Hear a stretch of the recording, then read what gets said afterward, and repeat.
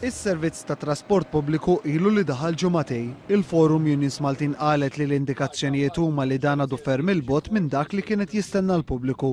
Il-Forum qal li l-problema f'dan il-pajjiż hija li ħadd ma jassumi r-responsabilità u ħadd ma jagħti rendikont ta' emilu. Fakret li sa qabel beda s-servizz kien hemm ċerti individwi li jirrappreżentaw lill-Ministeru illi kienu jidhru kuljum fuq il-mezzi tax-xandir. Imma llum ġimagħtejn wara daħal dan is-servizz dawn l-istess individwi sparixxew u l-konsumaturi tħallew weħedhom. Biex isemma l-elementi tan-nies l-Avukat Joe Brincat tressaq protest ġudizzjarju kontra Trasport Malta li legalment hija responsabbli mir-rotot f'pajjiżna.